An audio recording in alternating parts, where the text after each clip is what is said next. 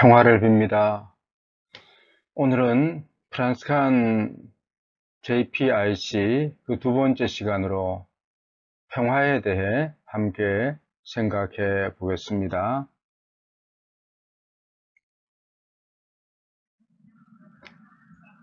지난 시간에는 정의에 대해 공부하였죠. 정의, 평화는 뗄래야 뗄 수 없기에 항상 함께 이야기를 하죠. 평화, peace, 듣기만 해도 기분이 좋죠. 이 강의를 듣는 여러분이 이 평화를 누리는 평화의 사람이 되시길 축원합니다. 평화란 무엇일까요? 여러분은 평화를 무엇이라 생각하시는지요? 여러분은 지금 평화로우신가요? 평화의 사람인가요? 그렇게 느낀다면 여러분에게 평화란 어떤 의미를 지니는지요? 이 사전적 의미로는 평화라 하면 전쟁의 반대말처럼 떠올리게 되죠. 이건 유명한 톨스토이의 작품 전쟁과 평화 때문에 더욱 그렇게 각인된 것 같아요. 전쟁이 없는 상태를 보통 평화의 상태라고 하죠. 전시 상태, 평화의 상태. 그렇게 하기는 하죠. 그러나 전쟁만이 아니라 평화는 마음이 불안이나 혼란, 초조함이 없이 평안한 상태를 뜻하기도 하고, 인간관계 안에서 갈등이나 차별이 없는 상태, 그런 상태를 말하기도 합니다. 예를 들면 종교의식 실태조사에서 많은 사람이 종교를 갖는 이유가 마음의 평안이라고 할 때 그런 상태를 평화라고 볼 수 있죠.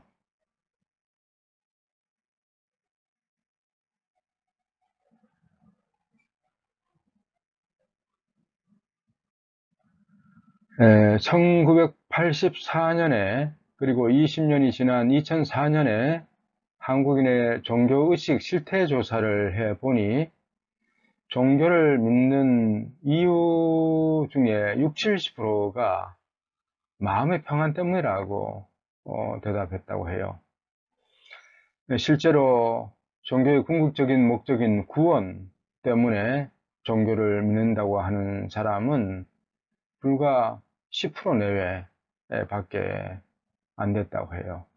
또 삶의 의미를 찾기 위해서나 복을 받기 위해서라는 이런 어떤 동기도 의외로 10% 내외밖에 안 왔다고 해요.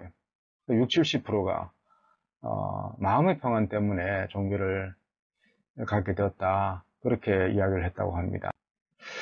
그리고 좀 더 종교별로 이제 살펴보니까 마음의 평안 때문에 이 종교를 믿는다고 대표한 사람들이 우리 천주교 신자들이 제일 많았다고 해요.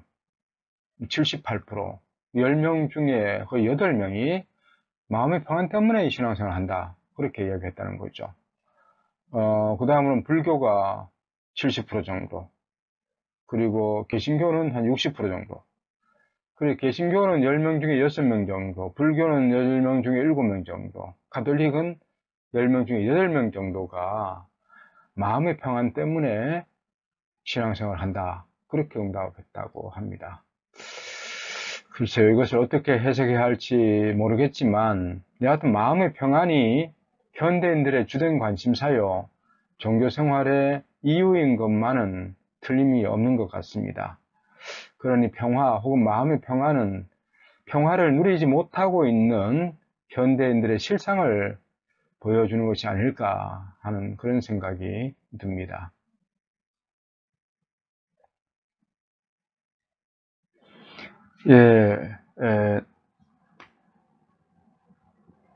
이러한 평화의 개념을 좀 더 총체적으로 정리한 학자가 있는데요.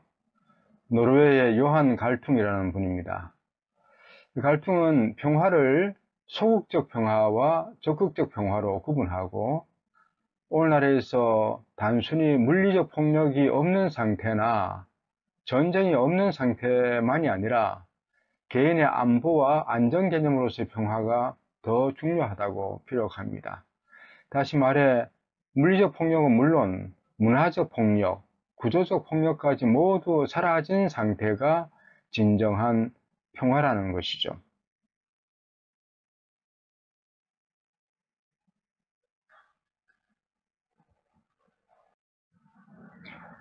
문화적 폭력이란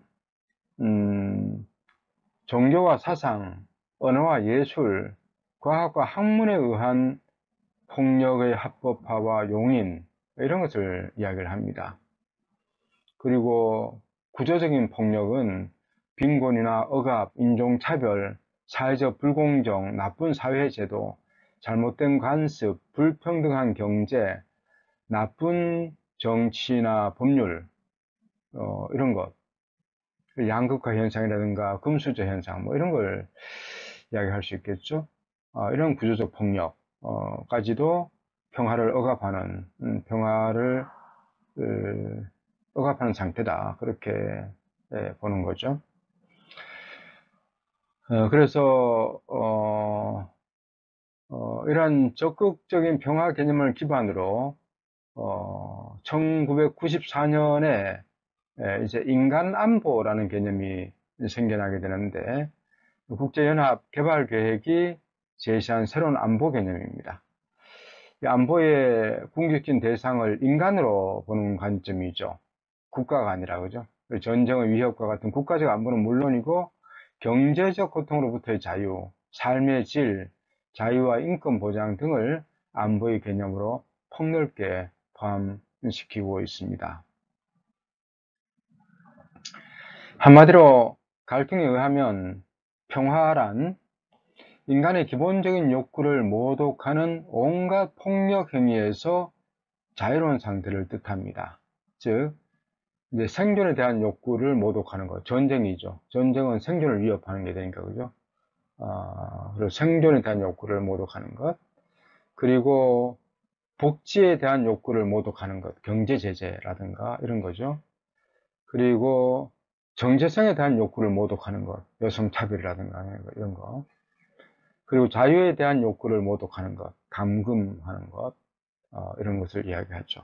이렇게 평화란 인간의 가장 기본적인 욕구를 모독하고 통제하는, 억압하는 온갖 폭력 행위에서 자유로운 상태가 되는 것, 이것이 진정한 평화를 누리는 상태다. 그렇게 이야기를 합니다. 그렇다면 우리 그리스도교에서 이야기하는 평화란 어떤 의미를 지니고 있는 걸까요? 복음에서 예수님께서 가르치시는 평화에 대해 한번 살펴보도록 합시다. 예수님은 십자가에 못 박혀 돌아가신 후 부활하시어 두려움에 떨고 있던 제자들에게 나타나서 당신을 보여주시면서 평화가 너희와 함께 하고 몇 차례 걸쳐 인사를 건네시죠. 평화가 너희와 함께. 두려움과 불신 때문에 떨고 있던 제자들에게 평화가 너희와 함께 하고 인사를 합니다. 따라서 예수님이 건네시는 평화는 두려움과 불신에서 자유로워지는 것을 의미한다. 그렇게 일단 이야기할 수 있을 것 같습니다. 또 예수님은 나는 너에게 평화를 남기고 간다. 내 평화를 너에게 준다. 내가 주는 평화는 세상이 주는 평화와 같지 않다. 너희는 마음이 산란해지는 일도 겁을 내는 일도 없도록 하여라. 이렇게 말씀하십니다. 예수님이 제자들에게 선물처럼 남겨주시는 유산이 평화라는 것이고 이 평화는 세상이 주는 평화는 다른 무엇이라고 하십니다. 그러면서 마음이 산란해지는 일도 겁을 내는 일도 없도록 하라는 말씀을 보면 예수님이 주시고자 하는 평화는 마음의 혼란과 두려움에서 자유로운 상태임이 더 분명해지는 것 같습니다. 그런데 예수님께서는 너희에게는 평화를 주고 가지만 세상에는 평화가 아니라 오히려 분열을 일으키러 오셨다고 알쏭달쏭한 말씀을 건네기도 하십니다. 이는 세상이 추구하는 평화가 예수님이 우리에게 주시고자 하시는 참 평화는 본질적으로 다른 것임을 암시하고 있는 것 같습니다.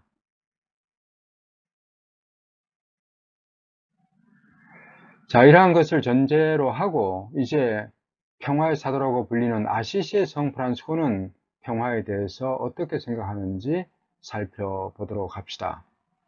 먼저 프란치스코는 자신이 창설한 수도회, 즉 작은 형제회의 모토를 박스 보눔, 즉 평화와 선으로 정하였습니다. 따라서 프란치스코는 자신과 자신의 제자들이 하느님의 평화와 선을 전달하는 사람이라는 그런 소명의식을 가지고 있었다고 이야기할 수 있겠습니다. 가령 성 베네딕토는 모토를 오라 엣 라보라, 즉 기도하고 일하라로 정했다면 그것이 수도 성들의 소명으로 본 것이죠. 따라서 프란치스칸 하면 평화가 첫 번째 소명이 되는 것이죠. 이름으로만 본다면 평화가 우리 프란치스칸 JPIC의 핵심이라고 볼 수 있습니다. 평화가 중심되어서 인간과의 관계 안에서 정의가, 또 피조물과의 관계 안에서 선이 나오기에 평화는 정의와 창조 질서 보존을 위한 가장 기본이 되고 중요한 마음 상태라고 할 수 있겠습니다. 제가 시작 때 평화를 빕니다 하고 인사하였지만 프란치스코는 평화를 빕니다 라는 인사를 이태리에서 처음으로 유행시킨 사람이었습니다. 예수님께서 어느 집에 들어가든지 이 집에 평화를 빕니다 하고 인사하라는 가르침을 프란치스코는 만나는 사람 누구에게든지 평화를 빕니다 라는 인사를 하도록 확장시켜서 가르쳤습니다. 우리는 미사를 시작할 때마다 사제와 함께 서로 간에 인사를 나눌 때, 그리고 예수님의 몸, 즉 영성체 직전에 평화의 인사를 나누죠. 프란치스코는 모든 사람에게 이 인사를 서로 나눔으로써 그리스도의 평화가 모든 사람의 마음 안에 머물기를 염원하였습니다. 개인적으로 저는 찬미 예수님 이런 인사를 우리 성당 안에서 많이 쓰고 있는데요. 이 인사는 우리 교우들끼리만 가능한 인사죠. 그런데 바깥 사람들에게 찬미 예수님하고 인사를 하기는 어렵지 않겠습니까? 그래서 저는 평화를 빕니다 하는 이 인사를 우리 교회 안에서는 물론이고 모든 사람들과 함께 할 수 있는 인사가 될 수 있다는 생각 때문에 더 선호합니다. 또 인도 쪽에서 쓰는 그런 인사말인 나마스테도 참으로 좋은 인사인 것 같습니다. 나마스테는 내 안에 있는 영이 당신의 영에게 인사합니다 라는 그런 뜻이라고 하죠. 우리말 인사말은 좋은 것이 별로 없는 것 같아요. 안녕하세요, 식사하셨어요, 잘 있었니 같은 유구의 안녕을 위한 인사가 대부분인데 먹고 살기 어려운 시절에는 적합한 인사였는지 몰라도 이제 좀 더 마음과 영혼의 건강을 주고받는 인사로 발전해야 하지 않을까 싶습니다. 그래서 프란치스코는 평화의 사도라 불리었고 그의 제자들인 우리 프란치스칸들도 평화의 사도, 평화의 도구, 평화의 전달자가 되도록 소명을 부여받고 있다고 할 수 있겠습니다. 프란치스코의 글은 아니지만 또 사상이 비슷해서 프란치스코의 기도로 알려진 평화의 기도는 너무나 유명하죠. 따라서 우리 프란치스칸들에게 있어 가장 중요한 개념이 평화다, 그렇게 이야기할 수 있지 않을까 싶습니다. 자, 그럼 우리 제수 프란치스코에서는 평화에 대해 어떤 이야기를 하고 있는지 살펴봅시다. 우리 회칙 제19조는 이렇게 이야기합니다. 함께 읽어볼까요? 회원은 평화의 전달자로서 평화를 끊임없이 건설해야 함을 기억하여 누구든지 신적 요소가 있으며 사랑과 용서로 사람을 변화시킬 힘이 있음을 신뢰하고 대화를 통해서 일치와 형제적 화합의 방법을 모색해야 한다. 회원은 완전한 기쁨의 선포자이므로 어떤 처지에서든지 다른 이들에게 기쁨과 희망을 가져다 주도록 노력해야 한다. 자매인 죽음의 참 뜻을 알게 해주는 그리스도의 부활에 동참하게 된 회원은 성부와의 결정적인 만남을 평온한 마음으로 준비해야 한다. 예, 우리 회칙은 우리 회원들은 평화의 전달자라는 소명이 있음을 강조하면서 평화를 건설하기 위해서 부단히 노력해야 한다고 가르칩니다. 예, 평화를 건설하기 위해서는 모든 사람이 신적 요소, 즉 하느님의 모상이라는 거, 그죠? 하느님 모상을 지니고 있음을 믿어야 하고, 또 사랑과 용서로 사람을 변화시킬 힘이 있음을 믿어야 됩니다. 사랑과 용서가 사람을 변화시킬 수 있다는 것, 그것을 확신해야 합니다. 그리고 대화를 통해서 일치와 형제적 화합의 방법을 모색할 수 있다는 것, 그것을 믿어야 된다는 거죠. 그래서 이런 평화의 전달자로서 평화를 끊임없이 건설하는 사람이 되어야 하는데, 그렇게 하기 위해서 우리는 모든 사람을 하나님의 모상을 지닌 존재로 바라보고, 또 사랑과 용서가 사람을 변화시킨다는 것, 그리고 대화를 통해서 얼마든지 서로 일치와 화합을 할 수 있다는 것, 이런 믿음을 갖고 이런 평화의 전달자로서의 삶을 살아야 한다는 것, 그것을 이야기하고 있습니다. 또한 이런 평화의 전달자가 되면 자연스럽게 기쁨의 선포자가 될 수밖에 없습니다. 그래서 어떤 처지에서든지 다른 사람에게 기쁨과 희망을 가져다 주려고 노력하는 것, 이것도 평화의 사람이 되는 방법이기도 하고, 또 평화의 사람이 됨으로써 또 기쁨의 전달자가 되는 이런 과정이라고도 이야기할 수 있겠습니다. 마지막으로 회칙은 우리 회원들이 정말 평화의 사람이라면 죽음을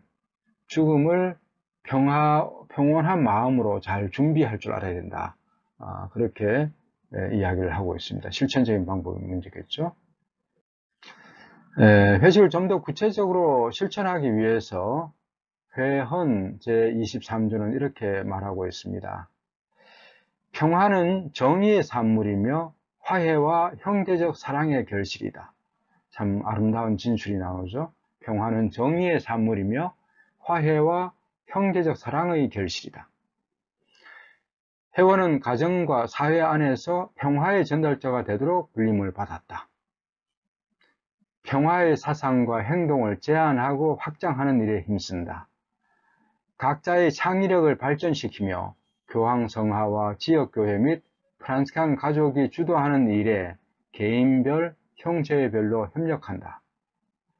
평화를 증진하는 운동, 단체의 참된 의도를 존중하여 협력한다. 무엇보다도 먼저 회원은 이 평화가 정의의 산물이라는 것, 그리고 화해와 형제적 사랑의 결실이라는 것, 이것을 강조를 하고 있습니다. 그리고 우리 회원이 가정과 사회 안에서 이 평화의 전달자로서 살아갈 소명을 부여받고 있다는 것, 이것을 확인시켜주고 있습니다. 그럼 어떻게 해야 되느냐? 구체적인 실천 지침으로서 세 가지를 이야기하는데, 하나는 평화의 사상과 행동을 제안하고 확장하는 일에 힘써야 된다는 것, 그리고 각자의 창의력을 발전시키면서 교황성화와 지역교회, 또 프란스칸 가족이 주도하는 평화와 관련된 이런 어떤 활동에 개인별로 또 형제별로 협력해야 된다는 것, 그리고 평화를 증진하는 운동, 단체의 참된 의도를 존중하여 협력해야 한다는 것. 그리고 두 번째로 회원은 개인적, 국가적인 정당 방위권을 인정하더라도 양심에 따라 무기 소지를 거부하는 이들의 선택을 존중해야 한다고 가르치고 있습니다. 무기 소지를 하지 않은 것, 이것은 우리 초기 제속 프란스칸들에게부터 굉장히 중요한 어떤 부분이었습니다. 그래서 우리 회원들이 이런 무기 소지를 가능하면 우리는 하지 않겠다는 것, 평화의 사도가 되겠다는 이런 의식을 지니는 것 중요하고, 또 양심에 따라서 나는 무기를 들 수 없다는 종교적인 이유나 양심적 이유로 무기를 쓰지 않겠다, 소지하지 않겠다 하는 이제 그런 선택을 존중해야 합니다. 우리나라에도 이제 그런 사례들이 좀 있죠, 그죠? 대법원에서도 그런 것을 인정해주는 이런 사례들이 계속 늘어가고 있습니다. 우리가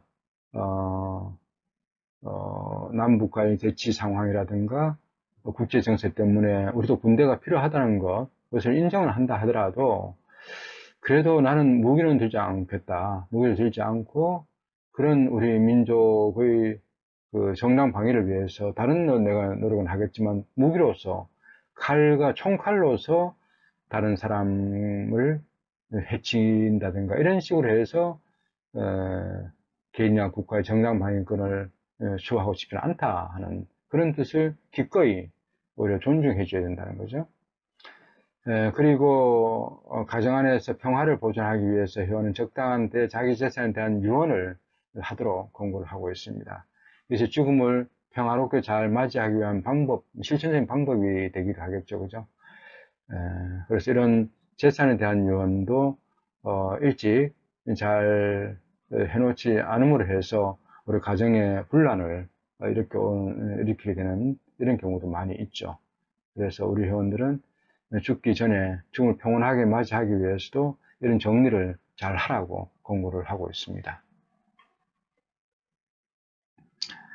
여기서 잠깐 정의와 평화의 관계를 정리해 봅시다. 여러분은 어떻게 생각하십니까? 정의가 먼저입니까? 평화가 먼저입니까? JPIC, 정의, 평화, 창조, 질서 보존이기 때문에 정의가 더 중요한 것이 아닌가? 그렇게 생각할 수도 있겠죠. 또 아무리 정의가 있어도 평화가 없다면 그게 무슨 소용이야 하는 사람도 있겠죠. 이는 뭐 어떻게 보면 닭이 먼저냐 계란이 먼저냐 하는 그런 뭐 답이 없는 질문일 수도 있습니다. 또 아이들에게 엄마가 더 좋아 아빠가 더 좋아 하고 묻는 것과도 비슷하다고도 할 수 있죠. 앞서도 잠깐 지나가며 언급하였지만 그렇지만 적어도 우리 프란치칸들에게 있어서는 평화가 중심이라고 이야기해야 될 겁니다. 왜냐하면 정의는 평화의 산물이기 때문이죠. 평화를 통해서 정의가 나오게 되고 선을 통해서 창조 질서 보존이 이루어지게 되니까요. 이것이 이제 우리 프란치칸들이 일반 시민단체들이나 평화주의자들 또 평화학자들과는 다른 각도에서 정의, 평화, 창조 질서 보존을 바라보는 시각이 아닐까 싶습니다. 그래서 우리 프란치칸들에게 있어서 JPIC를 이야기할 때 평화를 중심에 놓고 인간관계 안에서는 그 평화가 정의로 발전하게 또 피조물과의 관계 내에서는 그것이 선으로 발전할 수 있도록 하는 것이 우리 프란치칸 JPIC의 핵심이다. 그렇게 정리할 수 있을 것 같습니다. 자, 이제 평화의 사도 프란치스코와 그의 평화에 대한 가르침으로 한 걸음 더 들어가 봅시다. 앞에서 언급한 평화의 인사로 평화의 전달자로서의 성소를 살아간 프란치스코의 그 평화의 사도로서의 면모를 가장 잘 보여주는 두 가지 사례를 살펴볼까 합니다. 첫 번째는 프란치스코가 이단들을 어떻게 대하였는가 하는 점입니다. 중세 역사를 통해서 이미 우리가 잘 알고 있듯이 중세 가톨릭 교회는 이단자들을 가장 큰 적으로 여겼죠. 그래서 교회의 가르침에서 조금이라도 위배되는 말과 행동을 하면 마녀 사냥하듯이 그를 이단자로 몰아 화형에 처하기가 일쑤였죠. 사실 프란치스코 직전에도 많은 평신도 선각자들이 복음으로 돌아가자는 운동들, 그리고 프란치스코와 비슷한 이런 복음적 운동들을 여기저기서 벌였었습니다. 그러나 이들은 많은 경우 교회와 성직자들을 비판하기 시작했고 교회를 등지기 시작했죠. 이에 교회는 무자비한 칼로 이들을 처단하였죠. 마치 우리 군부 독재 시절에 민주화 운동을 벌인 수많은 열사들이 고문당하고 죽임을 당한 것과 비슷하다고나 할까요? 여하튼 이러한 시절에 프란치스코는 교회의 발할에 순종하면서 복음적 생활을 시작하였습니다. 성직자들을 비판하지 않았고 교회를 비판하지도 않았습니다. 그저 묵묵히 복음을 철저히 살아갔습니다. 동시에 이단들에 대해서도 한마디도 비난하지 않았습니다. 다만 전통적인 교회의 가르침과 전승을 충실히 삶으로써 이단들의 엇나간 부분들을 자연스럽게 비판한 셈이 되긴 하였죠. 프란치스코는 당시 남녀 혼성 수도회가 열심히 잘 살았지만 문제가 되고 있는 이런 부분들이 있었기 때문에 교회가 굉장히 우려를 했었죠. 그래서 글라라와 그 자매들을 봉쇄 관상생활을 하도록 놔두죠. 교회의 가르침에 철저히 순종하면서도 충실히 복음을 살아감으로써 교회와의 평화 가운데 교회와 성직자들을 회심의 길로 이끌었고, 또 동시대의 도미니칸들은 이단들의 개종과 단죄에 초점을 맞추었지만, 우리 프란시칸들은 정통신앙을 철저히 살아가는 것으로 이단들을 회도하게 만들었고, 또 신자들을 그래서 이단에 빠지지 않도록 만드는 것, 이것이 프란시칸들이 한 주 사도직 활동이었다, 그렇게 얘기할 수 있습니다. 따라서 이단이 적이 아니라 오류에 잠시 빠진 형제로 바라보면서 그들이 교회의 품으로 다시 돌아오게 억압하지 않고 삶의 모범으로 회심케 한 것, 이것이 평화의 사도로서의 프란치스코의 모습이 아닐까 생각해 봅니다. 또 하나는 이교도들, 즉 사라센인들을 대하는 자세이죠. 1219년에 십자군 전쟁 당시 이집트 술탄을 만난 사건 800주년을 기념하였지만, 당시 그리스도교의 가장 큰 적이라고 생각한 이교도들을 전쟁 중에 빈손으로 찾아가 대화하고 설교하고 그들로부터 전능하신 하나님 찬미를 배우기까지 한 그 프란치스코의 모습은 오늘날 우리 교종 프란치스코가 전쟁과 내란 등으로 힘들게 살아가고 있는 나라들, 또 종교적 문제로 서로 적대시하고 살아가고 있는 이들에게 평화의 사도로서 그런 사도직을 해나가는 어떤 모델로서 프란치스코의 모습이 되기도 합니다. 이렇게 이단들을 대하는 자세와 그 당시에 그리스도의 가장 큰 적으로 여겼던 이교도들을 대하는 그런 프란치스코의 자세야말로 프란치스코가 얼마나 평화의 사람이었고 진정한 평화의 사도였는지를 보여주는 그런 모습이라고 이야기할 수 있겠습니다. 자, 이제 프란치스코의 직접적인 가르침으로 들어가 봅시다. 프란치스코는 먼저 우리가 평화의 사람이 되어야 한다는 사실을 끊임없이 강조하고 있습니다. 평화의 사람이 되어야 하는 이유는 다른 것이 아니죠. 산상수훈에서 예수님 말씀하시듯 하느님의 아들이 되기에 만들어지기 때문입니다. 평화의 사람은 복되다. 그들은 하느님의 아들이 될 것이다. 따라서 우리가 하느님의 자녀라면 평화의 사람이 되는 것, 이건 뭐 당연하다고 밖에 이야기할 수 있겠습니다. 평화의 사람이 아니면 하느님의 아들이고 딸이라고 할 수 없다는 것이죠. 따라서 어떤 어려움과 시련 중에라도 평화를 잃지 않도록 인내해야 합니다. 그래서 평화로이 참는 자들이 복되오리니 지존이시여 당신께 면류관을 받으리로소이다 하면서 태양의 노래 시작 부분에서 중간에서 또 이렇게 인내롭게 평화를 유지하는 사람들에 대한 이야기도 하고 있습니다. 자, 그럼 어떻게 평화의 사람이 될 수 있을까? 이게 과제겠죠. 프란치스코는 두 가지 방법을 제시를 합니다. 첫 번째 방법은 좀 부정적인 방법론이지만 묵묵히 참고 인내해야 하는 것입니다.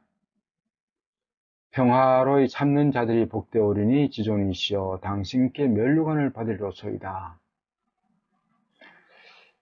마음의 평화를 잃지 않도록 부단히 노력해야 한다는 것. 왜냐하면 내 주위의 모든 여건과 관계가 나를 평화롭도록 만들어주지는 않기 때문이죠. 어떤 때는 그게 가능하지만 나에게서 평화를 빼앗아가려는 수많은 외적인 요인들이 나를 둘러싸고 있기 때문입니다. 그런 때라 하더라도 흥분하지 말고 인내하면서 마음의 평정을 잃지 않으려고 계속 노력해야 합니다. 불가에서나 또 모든 수행에서 마음을 다스리는 것이 도를 닦는 기본이라고 말하는 이유가 여기에 있지 않을까 싶습니다. 참되고 완전한 기쁨 이야기를 떠올려볼 수 있겠습니다. 프란치스코는 이 마음의 평화, 참된 평화와 기쁨은 인내에서부터 비롯되고 거기서 참된 기쁨이 솟아나온다는 것을 이 참되고 완전한 기쁨의 이야기를 통해서 우리에게 가르쳐 주고 있습니다. 그래서 평화의 사람 되기 위해서는 뭐 늘 그런 상황이 평화의 사람이 살아갈 수 있는 여건이 되면 좋겠지만 그렇지 않은 여건들이 너무 많기 때문에 그러한 여건 가운데서도 평화를 잃지 않으려고 하는 마음의 평정을 잃지 않으려고 하는 노력들을 끊임없이 수행을 통해서 해야 한다는 것. 이것이 평화의 사람이 되기 위한 첫 번째 방법론이다. 그렇게 이야기할 수 있겠습니다. 두 번째는 긍정적인 방법론으로서 평화를 빌어주는 것입니다. 기회가 되면 계속 평화를 빌어주는 것입니다. 참으로 평화를 바라는 사람은 평화를 빌어줘야 합니다. 복을 많이 받으려면 복을 많이 빌어줘야 합니다. 그래서 새해가 되면 새해 복 많이 받으십시오 하며 절을 하는 것과 마찬가지로 우리 그리스도인들, 특히 프란시칸들은 매일 만나는 사람에게 평화를 빕니다 하고 평화를 계속해서 빌어줘야 합니다.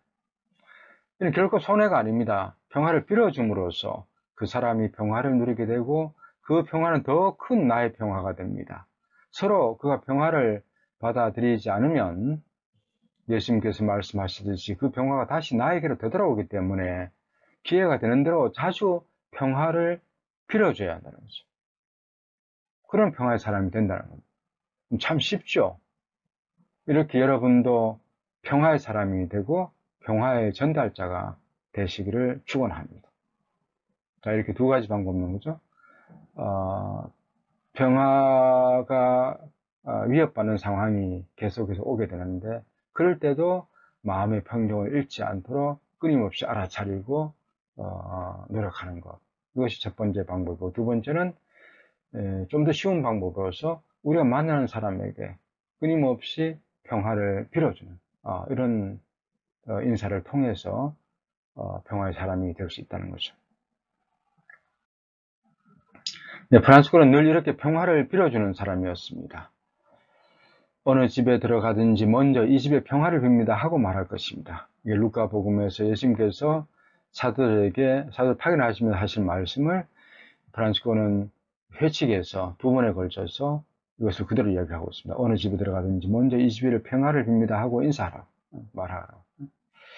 그리고 유언에서도 이렇게 합니다. 주님께서 당신에게 평화를 내려주시길 빕니다 하고 우리가 해야 할 인사를 주님께서 나에게 계시하셨습니다.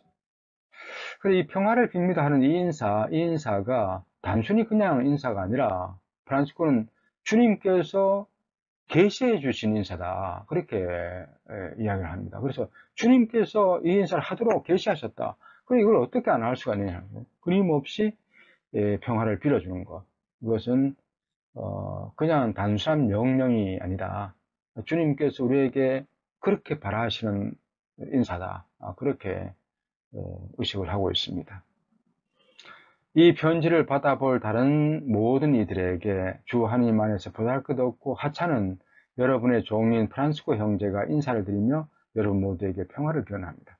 프란시스코는 항상 이렇게 사도 바로가 편지글에서 그렇게 평화를 기원하듯이 프란시스코도 모든 편지글이나 다른 사람에게 항상 이런 평화를 기원하는 인사를 합니다. 작은 형제들의 모든 보호자 여러분, 하나님의 종들 가운데 가장 작은 종 프란시스코 형제가 주님 안에서 인사드리며 거룩한 평화를 기원합니다. 이렇게 보호자 형제들에게도 그렇게 인사합니다. 또 레오 형제에게도 레오 형제, 그대의 프란시스코 형제가 인사하며 평화를 빕니다 하고 개인에게도 그렇고요. 또 레오 형제를 축복하면서도 당신의 얼굴을 형제에게 돌리시어 평화를 주시기를 빕니다 하고 평화를 빌어주죠.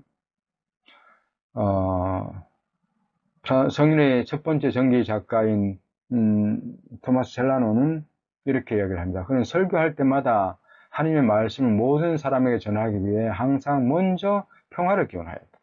주님께서 여러분에게 평화를 주시기를 기원합니다. 설교할 때마다 먼저 평화를 주시기를 빕니다 하고 인사했다는 거죠.